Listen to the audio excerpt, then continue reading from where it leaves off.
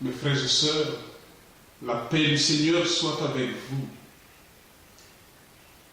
En ce dimanche, l'évangile de Saint Luc nous dit que Jésus, sur sa route vers Jérusalem, jetant le regard sur les foules qui le suivaient, énonce donc les conditions pour être vraiment son disciple, pour se mettre à sa suite. La première des conditions est le détachement par rapport aux liens familiaux. Il s'agit, mes frères et sœurs, de préférer le Christ à son père, à sa mère, à ses sœurs, à ses frères, même à sa femme, à ses enfants, à son homme. Le Christ revendique donc la première place dans notre cœur et dans notre vie. Bien sûr, le Seigneur connaît le commandement d'honorer son père et sa mère.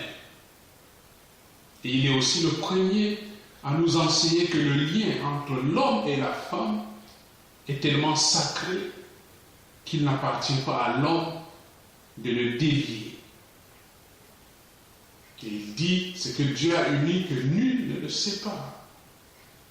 Mais le Seigneur sait aussi que les liens familiaux, si bonnes soient-elles, peut être étouffant, peut être un obstacle sur le chemin de la vie chrétienne. Le Seigneur sait lui-même. Dans l'Évangile, une fois, on a fait comprendre à la famille de Jésus qu'il était devenu fou. La famille était venue pour le chercher, ainsi le détourner de sa mission. Et dans notre vie d'aujourd'hui, mes frères et sœurs, que d'enfants, que de jeunes sont empêchés, par exemple, d'être baptisés, de vivre leur foi dans les familles. Que de jeunes sont empêchés de répondre à l'appel à la vie religieuse ou à la vie sacerdotale. Et aujourd'hui, que de personnes sont incomprises ou sont moquées dans leur famille à cause de leur foi. Jésus, le Seigneur, sait ce qu'il dit, mes bien-aimés. Pour le suivre, il faut s'arracher aux liens familiaux pour les vivre justement de manière libre. Car la suite du Christ donne la liberté dans sa relation à sa famille. Liberté sans rupture, mais hiérarchie des valeurs. Liberté, mais bien aimé, devant les enfermements de toutes sortes, qui sont souvent très subtils. En bref, libre pour aimer.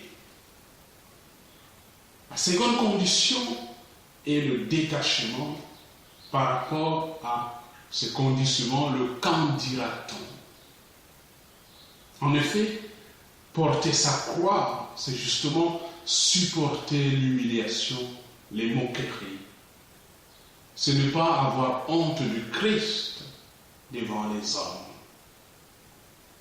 Nous ne nous rendons pas compte, mes bien-aimés, à quel point le regard des autres, l'opinion des autres nous empêche de vivre notre foi sans complexe.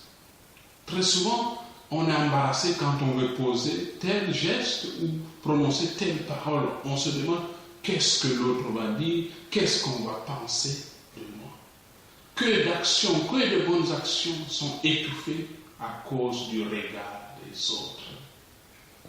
Suivre le Christ, le bien-aimé, c'est avoir la capacité de porter sa croix et de marcher à la suite du Maître. La troisième condition est le renoncement au bien. Là encore, le Seigneur sait à quel point la possession des biens est un obstacle sur le chemin de l'Évangile. comment un homme qui met tout son intérêt, tout son espoir dans ses biens, un homme qui est possédé par ses biens, peut-il encore s'attacher vraiment au Christ de tout son cœur? Comment cet homme qui met toute sa sécurité dans ses richesses peut-il se confier au Christ comme doit le faire tout vrai disciple? Il y a juste là un problème de logique. Si le Christ est tout, alors on ne peut aller vers lui qu'avec tout son cœur, et du coup se débarrasser de tout ce qui encombre notre cœur pour que le Christ occupe la première place. C'est la logique qu'il explique avec ces deux petites paraboles. Quand on veut construire une tour, il faut s'asseoir et se donner les moyens d'y arriver. Quand on veut aller en guerre, il faut s'asseoir pour voir si on a assez de moyens pour remporter la victoire. Voilà. Si on veut vraiment suivre le Christ, prenons les moyens qu'il faut pour aller jusqu'au bout. L'Esprit du Seigneur est là pour nous aider. La prière est là pour nous connecter toujours à notre Dieu et recevoir de lui la force. L'Évangile est là pour soutenir nos efforts. Nous avons tout ce qu'il faut, mes bien-aimés, pour tenir bon et vivre notre foi avec fierté.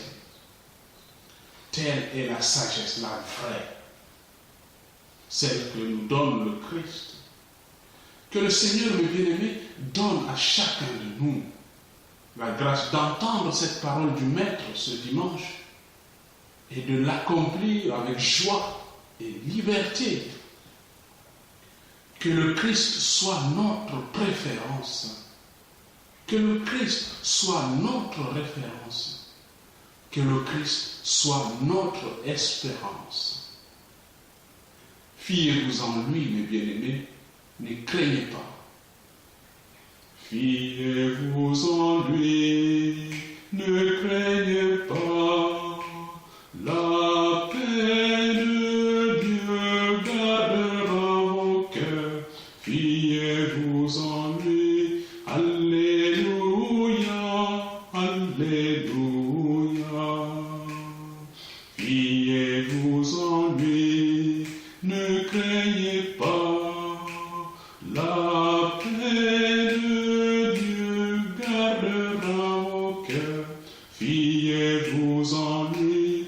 Alléluia, alléluia. La paix soit avec vous et bon dimanche à tous.